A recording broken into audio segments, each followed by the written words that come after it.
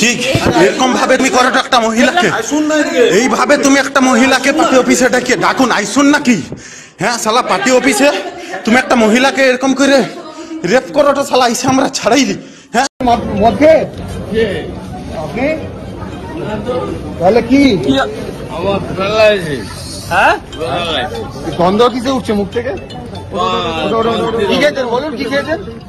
কি খেয়েছেন? পান তিরঙ্গা।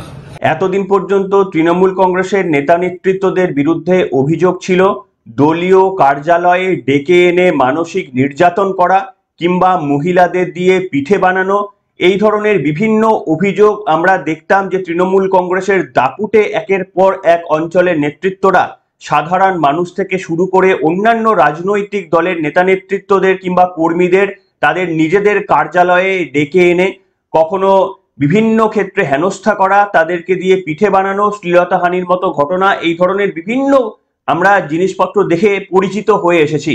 কিন্তু গতকাল যে ঘটনাটা ঘটলো সেটাকে মারাত্মক বললেও কম বলা হয়। পশ্চিমবঙ্গ ঠিক কোন জায়গায় পরিণত হয়ে গিয়েছে এই তথ্যটা আপনারা পেলেই বুঝতে পারবেন। তার কারণ শুধুমাত্র এই বিজেপি করার অপরাধে পশ্চিম মেদিনীপুরের নারায়ণগড় বিধানসভার তেঁতুলমারি এলাকা এবং মাকরামপুর গ্রাম পঞ্চায়েতের একজন মহিলা বিজেপি কর্মীকে তাকে তৃণমূল কংগ্রেসের লোকাল কার্যালয়ের মধ্যে ডেকে পাঠানো হয় এবং সেখানে তৃণমূল কংগ্রেসের দুই নেতা তারা ধর্ষণ করেছেন বলে মারাত্মক এবং চাঞ্চল্যকর অভিযোগ। এমনই অবস্থা যে আশঙ্কাজনক অবস্থায় তাকে প্রাথমিক স্বাস্থ্য কেন্দ্রের পর মিদনাপুর হাসপাতালে তাকে ভর্তি করানো হয়েছে। শুধুমাত্র এই বিজেপি করার অপরাধে তৃণমূল কংগ্রেসের কর্মীরা একেবারে আইন হাতে তুলে নিতে কোথাও কার্পণ্য করছেন না। কোথাও সিভিক পুলিশ তারা এই রাজ্যকে নিজেদের জমিদারি ভেবে যখন তখন সাধারণ মানুষকে বা বিভিন্ন পথ চলতি মানুষকে একেবারে বিড়ম্বনায় ফেলছেন। কখনো আবার তৃণমূল কংগ্রেসের নেতৃত্বরা যারা যেটা মনে করছেন, যদি মনে করেন যে কারুর বাড়ি থেকে গিয়ে রাতারাতি গিয়ে টাকা তুলে আনবো, কারুর বাড়িতে গিয়ে কোনো মহিলাকে তুলে আনবো, যেটা ইচ্ছা ঠিক সেটাই করতে পারছেন। যদি ঠিক আপনারা কম্পেয়ার করে দেখতে চান তাহলে ঠিক অন্য পাশের আমাদের একটি নেবারিং কান্ট্রি বাংলাদেশ, সেখানেও যেমন একেবারে আইন শৃঙ্খলা বলে কিছু নেই। আপনি যদি মুসলিম সম্প্রদায়ের মানুষ হয়ে থাকেন তাহলে আপনি যে কোনো ইচ্ছা সংখ্যালঘু সেখানকার মানুষদের করাতে পারেন, কিন্তু যদিও এটা এখানে হিন্দু মুসলিমের ব্যাপার নয়, এটা হচ্ছে তৃণমূল কংগ্রেসের আপনি যদি কোনো নেতৃত্ব হয়ে থাকেন, সে আপনি হিন্দু মুসলমান যাই হোক না কেন, আপনার কাছে একটা খোলাখুলি লাইসেন্স যে আপনি গোটা রাজ্য জুড়ে যা ইচ্ছা তাই করতে পারেন। আজকে সেই খবরটি দিয়ে পর্বটা শুরু করব। নমস্কার, welcome to simple as ABC. আপনাদের সকলকে স্বাগত জানিয়ে শুরু করছে অত্যন্ত গুরুত্বপূর্ণ এবং আতঙ্কের একটি খবর। প্রথমেই আপনাদের সামনে একটা ছোট্ট অংশ দেখাবো, খুব স্বাভাবিকভাবে আমি ব্লার করে দেখাবো। একজন তৃণমূল কংগ্রেসের কার্যালয়ে ডেকে, সেটা হচ্ছে নারায়ণগড় বিধানসভার তেঁতুলমারি এলাকার মাকরামপুর গ্রাম পঞ্চায়েত, সেখানে বিজেপির একজন মহিলা কর্মীকে ডেকে পাঠানো হয়। ডেকে পাঠিয়ে তাকে মুচলেখাতে সাইন করানো হয় যে তিনি এরপর থেকে আর বিজেপি করবেন না, এবং তারপর তাকে সেখানকার অভিযুক্ত, এখনো পর্যন্ত যা খবর, দুজন সেখানকার যে নেতৃত্বরা রয়েছেন তার মধ্যে একজন মাকরামপুর পঞ্চায়েত সদস্য এবং সেখানকার 1 নম্বর অঞ্চলের সভাপতি টিএমসি নেতা লক্ষ্মী সিট, আরো একজন যুক্ত ছিলেন স্থানীয় নেতা শক্তি ভূঁইয়া। এই দুইজন মিলে ওই মহিলাকে প্রথমে মুচলেখাতে সাইন করায়, তারপরে তাকে একেবারেই গণধর্ষণ করে এবং আশঙ্কা সে যখন অচৈতন্য হয়ে পড়ে তখন তাকে ছেড়ে ছুড়ে দিয়ে কার্যত পালিয়ে যায়। কিন্তু সাধারণ মানুষ এসে তাদের ধরে এবং কি মারাত্মক পরিস্থিতি, তিনি শুধুমাত্র বিজেপি করেন এই অপরাধে, তাকে ঠিক আছে বিজেপি করে, তৃণমূল কংগ্রেসের এখন রাজত্ব চলছে, তারা জোর করে নয় মুচলেখা লিখিয়ে দিল যে তোমরা আর বিজেপি করতে পারবে না, এই পর্যন্ত, এত পর্যন্ত দুষ্কৃতিবাজি নয়, আমরা মেনে নিলাম, সেই পর্যন্ত নয় করলো তবু ঠিক আছে। কিন্তু ভাবুন এর পরেও যখন দেখলো যে না ঠিক আছে, এর পরেও আমাদের তো আরো কিছু করার আছে, কারণ শাসক দলে আমরা যখন রয়েছি তখন তো আমাদের বিরুদ্ধে কে কথা বলবে? রাজ্যের মাননীয় মুখ্যমন্ত্রী আপনি অরণ্যে গিয়ে, বনে গিয়ে যদি চিৎকার করে বলেন যে ভগবান আমার এই যে আমার সঙ্গে এই অপরাধ হলো এইটার তুমি বিচার করো, তবুও ভগবান শুনলেও শুনতে পারে, কিন্তু রাজ্যের মাননীয় মুখ্যমন্ত্রী, মহিলা মুখ্যমন্ত্রী হয়েও কিন্তু এই কথা তার কানে পৌঁছাবে না বা তিনি কোনো রিয়াকশন দেবেন না। যদি রিয়াকশন দেন, উল্টো রিয়াকশন দিলেও আমরা আমাদের অবাক হওয়ার কিছু থাকবে না। কিন্তু যাই হোক, আপনাদের শোনাতে চাইবো যে সেখানে একজন শুভেন্দু অধিকারীর ভিডিওতেও এসেছে এবং এটা সোশ্যাল মিডিয়ায় ভাইরাল হচ্ছে, একটা ভিডিও মোবাইল থেকে তোলা। সেখানে এক ব্যক্তি তিনি কিভাবে বর্ণনা করছেন আতঙ্কগ্রস্ত ভাবে, তার নিজের মাকেও মারা হয়েছে বলে তিনি উল্লেখ করছেন এই ভিডিওটিতে।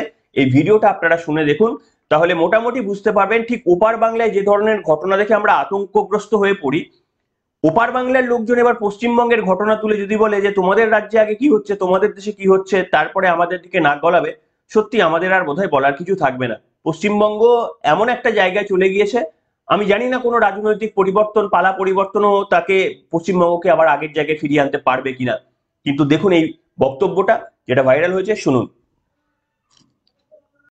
ঠিক এরকম ভাবে তুমি করো একটা মহিলাকে, এইভাবে তুমি একটা মহিলাকে পার্টি অফিসে ডাকিয়ে ডাকুন আইসুন নাকি? হ্যাঁ শালা পার্টি অফিসে তুমি একটা মহিলাকে এরকম করে রেপ করোটো, শালা আইসে আমরা ছাড়াইলি। হ্যাঁ তুমি একটা অঞ্চল সভাপতি হয়ে এরকম করোটো, বাবু হাত জোড়ো। হ্যাঁ শালা আমরা কি করে মুখ দেখাইবো? পার্টি অফিসে আইসবো কি করে? হ্যাঁ তোমরা একটা শালা লক্ষ্যাকু কত ভালোবাসতি, তোমাকে বিশ্বাস করতে তুমি একটা অঞ্চল সভাপতি হয়ে এরকম করলো। হ্যাঁ অঞ্চল সভাপতি হয়ে এরকম করো তো, হাত জোড়ার কি আছে? চলো চলো এখানে থাকো নি মা, পালি চলো, ফাঁসে দিবে এরা। ঠিক আছে, একটা অঞ্চল সভাপতি একটা পার্টি অফিসে মহিলাকে আজকে তাকে তোমরা ধরে এরকম করে রেপ করো তো, ইস পালি চলো থাকো নি এখানে। মাকে এসে এখানে হসপিটালের উপরে হাত তুলো গায়ে করে তোরা লোচালে, তোরা এত কিছু কারবার করছো, তার উপরে আবার এ করলু তোরা। হ্যাঁ তুই সেখানে এত সব কারবার করছো, আইসে এখানে আবার হাত তুলুটু মার গায়ে।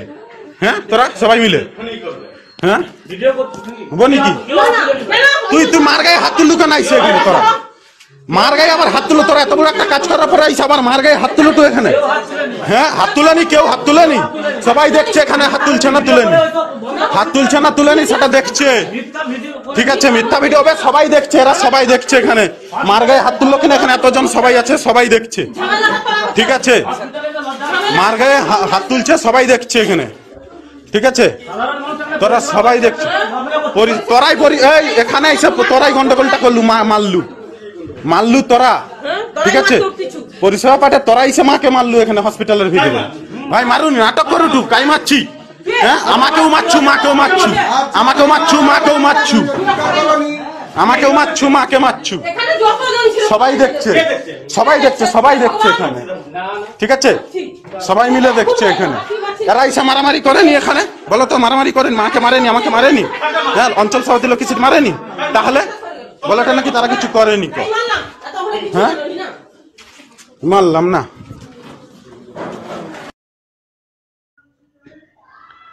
শুনলেন বন্ধুরা, কি মারাত্মক না? একেবারেই ভয়ঙ্কর বললেও কম বলা হয়। তার কারণ হচ্ছে তিনি নিজে বলছেন, তার পরিচয় আমরা জানি না।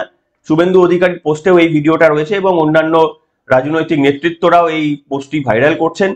এবং এখানে ওই ব্যক্তি যিনি ভিডিওটা করছেন তাকে তো প্রথমে ভিডিও করার জন্য থ্রেট দেওয়া হচ্ছিল, এবং দ্বিতীয়ত আপনারা দেখলেন যে তার মাকে পর্যন্ত আক্রমণের শিকার, অর্থাৎ তিনিও একজন মহিলা, তাকেও আক্রমণের পর্যন্ত শিকার করা হয়েছে। দেখবেন যে বাংলাদেশে মহিলা পুরুষ বলে কিছু মানা হয় না, যে কোনো মহিলার উপর যে কোনো ছেলে গায়ে হাত দিতে পারে। মানে এতদিন পর্যন্ত সমাজের একটা আগল ছিল যে মহিলাদের উপর হয়তো কিছু করা যায় না, মানে দুষ্কৃত সেই যতই দুষ্কৃতকারী কাজকর্ম করুক না কেন, কিন্তু সেই আগলটা বাংলাদেশে যেমন ভেঙে গিয়েছে, আমাদের এখানেও কিন্তু আস্তে আস্তে পশ্চিমবঙ্গে ভেঙে যাচ্ছে। এটা সব থেকে ভয়ের কারণ। পুলিশ প্রশাসন তাহলে কি ব্যবস্থা নেবে? আপনাদের কি মনে হয় পুলিশ প্রশাসন ব্যবস্থা নেবে? আচ্ছা ঠিক আছে, যাদের মনে হচ্ছে যে পুলিশ প্রশাসন ব্যবস্থা নেবে, এই ভিডিওটা একটু দেখুন তো পুলিশের। আমাদের এই রাজ্য পুলিশ সম্ভবত এটা কোনো একটা কলকাতা মেডিকেল কলেজ বা কোথাও একটা তিনি গার্ড দিতে গিয়ে একেবারে মত্ত অবস্থায় ধরা পড়লেন, বেসামাল। প্রথম ঘটনার সঙ্গে এটার কোনো মিল নেই, কিন্তু আমাদের রাজ্য পুলিশের ওপর যারা ভরসা রাখছেন এই ভিডিওটা দেখলে আপনারা বুঝতে পারবেন। দেখুন।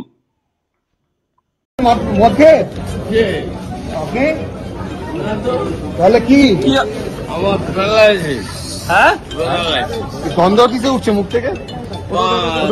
কি খেয়েছেন বলুন, কি খেয়েছেন? হ্যাঁ কি খেয়েছেন? পান তিরঙ্গা। কি পান এই মুহূর্তে দেখতে পাচ্ছি হাসপাতালের কর্মরত একজন কলকাতা পুলিশের আধিকারিক মদ্যপ অবস্থায় ডিউটি করতে গিয়ে বেসামাল, তাকে অন্যান্য পুলিশ অফিসার আধিকারিকরা তাকে এইভাবে তুলে নিয়ে যাচ্ছে। এইভাবে কি অবস্থায়? হ্যাঁ ডিউটি করছেন মধ্যে আপনি তাহলে কি আমার প্যারালাইসিস। হ্যাঁ প্যারালাইসিস। গন্ধ কিসে উঠছে মুখ থেকে? কি খেয়েছেন বলুন, কি খেয়েছেন? হ্যাঁ, কি খেয়েছেন? পান তিরঙ্গা। কি পান তিরঙ্গা। এই মুহূর্তে দেখতে পাচ্ছি দেখলেন বন্ধুরা, এই রাজ্য পুলিশ তিনি বলছেন যে আমার প্যারালাইসিস হয়েছে। যিনি একেবারে মদ্যপ অবস্থায় কার্যত সাংবাদিকদের হাতে পাকড়াও হয়ে গেলেন, বাকি সতীর্থ পুলিশ কর্মীরা তাকে যা হোক করে ভেতরে ঢুকিয়ে নিতে পারলে যখন বাঁচেন, তখন তিনি বলছেন আমার প্যারালাইসিস হয়ে গেছে। সাংবাদিকরা বলছেন তাহলে মুখ দিয়ে কিসের গন্ধ বেরোচ্ছে? বলছে ওটা পান মশলার গন্ধ। মানে বুঝতে পারছেন, মানে যাতে মাতাল হতে পারে কিন্তু তালে ঠিক রয়েছে। অর্থাৎ এটা জানেন যে এটা তো স্বীকার করা কোনোভাবেই যাবে না, সে আচরণে যতই স্পষ্ট হয়ে যাক না কেন এটা তো স্বীকার করা যাবে না। কাজেই তিনি বললেন যে এটা পান মশলার গন্ধ। বুঝতে পারছেন? আর তার কথা দেখে যেন বোঝা যাচ্ছে না তিনি পান মশলা খেলে এই ধরনের আচরণ নাকি সাধারণ মানুষ করে, কিন্তু আবার পুলিশ কর্মী। এই হচ্ছে পরিস্থিতি। এই পুলিশদের নিয়ে আমাদের রাজ্যকে সামলাচ্ছেন রাজ্যের মাননীয় মুখ্যমন্ত্রী, তিনি হচ্ছেন পুলিশ মন্ত্রী। এবং প্রত্যেকটি ক্ষেত্রে কর্মরত মহিলারা দেখুন বিজেপি করে, সেটাও মেবি তার একটা ফুল টাইম একটা তার সেখানে তিনি ডিভোট করেছেন, হয়তো জানি না অন্য কিছু করতেন কিনা। কিন্তু যে কোনো ক্ষেত্রে আপনি রাজনৈতিকবিদ হতে পারেন, আপনি ডাক্তার হতে পারেন। কিছুদিন আগে একজন নৃত্যশিল্পী সেখানে চেস করে এমন চেস করলো তাকে তার গাড়ি উল্টে তার মৃত্যু পর্যন্ত ঘটলো। একটা ক্লাস 6-7 বাচ্চা নিউ টাউনে বই নিয়ে রিক্সার মধ্যে চেপে যাচ্ছিল, রিক্সাওয়ালা নিয়ে চলে গিয়ে জঙ্গলে ধর্ষণ করে খুন করে দিল। মানে কত সিম্পল ব্যাপার, কিন্তু কোথাও দেখেছেন রাজ্যের মাননীয় মুখ্যমন্ত্রী মুখ খুলেছেন? সবগুলো ক্ষেত্রেই তো মহিলাদের উপর আক্রমণ হয়েছে। একবারও দেখেছেন, একটা জায়গাও দেখেছেন যে মুখ্যমন্ত্রী মুখ খুলেছেন?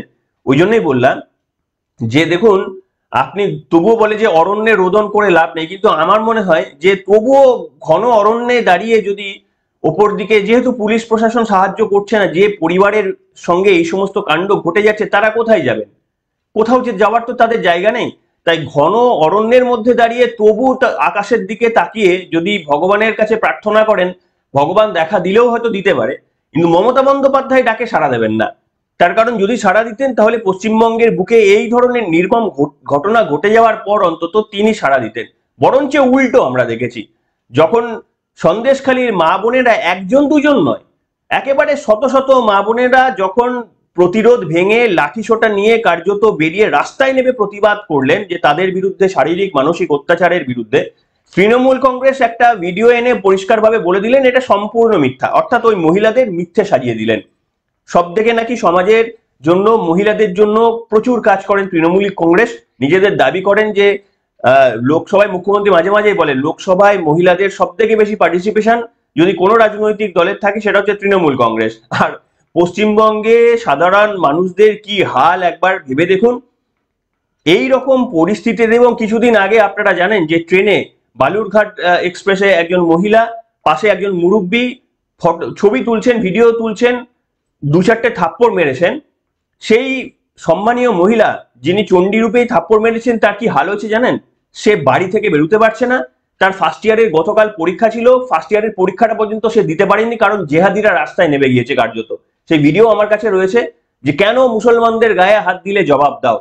ভাবতে পারা যায় এটা একটা অপরাধকে কি হিন্দু মুসলমান দিয়ে যারা জাজ করছে, যে সমাজ একটা অপরাধকে হিন্দু মুসলমান দিয়ে জাজ করতে পারে, এর থেকে অবক্ষয়ের আর কিছু রয়েছে?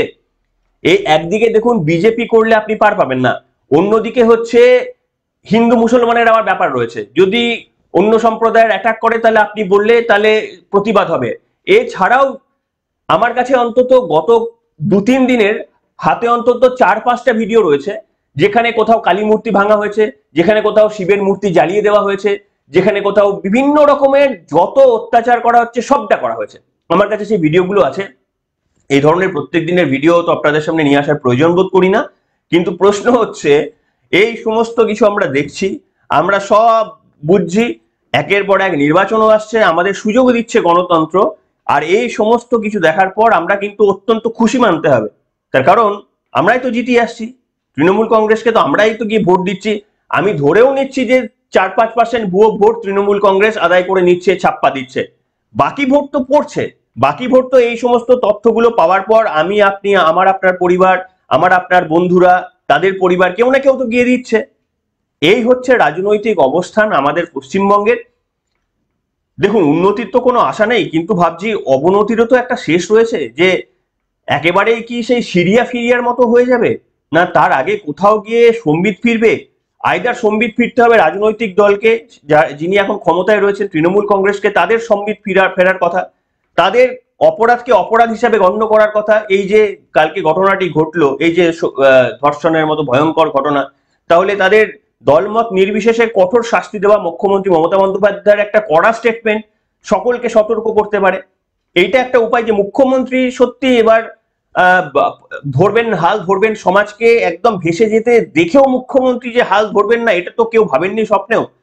পরিবর্তনের সময় তো এটা তো আর কেউ স্বপ্নে ভাবেননি যে একেবারে সমাজটা শেষ হয়ে যাচ্ছে দেখেও মুখ্যমন্ত্রী কিছু দাঁড়াবেন না, কিন্তু সেটাই হচ্ছে। আর একটা সম্ভাবনা যে মানুষ জেগে উঠবে। মানুষের হাতে একটাই, আমাদের হাতে, দেখুন অনেকে ভাবে যে আমাদের হাতে দুটো ক্ষমতা, একটা হচ্ছে গায়ের জড়ি দেখাবো রাস্তায় নেবে, আর একটা হচ্ছে আমরা শান্তিপূর্ণভাবে নির্বাচনে দাঁড়িয়ে মত প্রকাশ করব।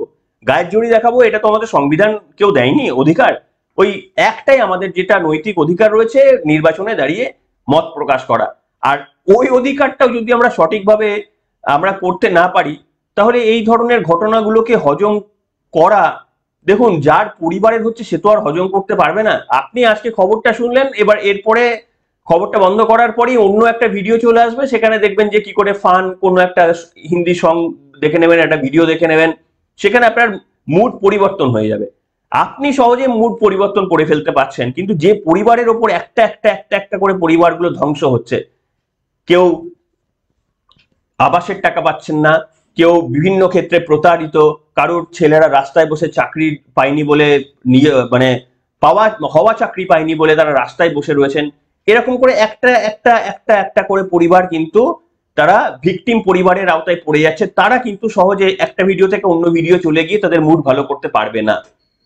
তো সেই কারণে দেখুন আমাদের হাতে সেই জন্য আমরা অপেক্ষা করছি কিনা জানি না, যে আমার টার্ন তো এখনো আসেনি, কিন্তু আমি বলছি যে অন্য পরিবার যারা ভিকটিম আজকে হচ্ছে তারাই শুধু যন্ত্রণা ভোগ করবে, আর ভিকটিম না হওয়া পর্যন্ত কি পশ্চিমবঙ্গের মানুষ আমরা রুখে দাঁড়াবো না? এই ভারটা কিন্তু আপনাদের ওপরই ছাড়লাম। রাজ্যের মাননীয় মুখ্যমন্ত্রী তিনি কি করবেন তিনি বুঝবেন। এনিওয়ে, আপনাদের মতামত লিখে জানাবেন। এই ভয়ঙ্কর ঘটনার নিন্দা জানানো ছাড়া তো আর কোনো উপায় নেই। লিখে জানাবেন আপনাদের মন্তব্য। এখনকার মতো এখানেই শেষ করলাম।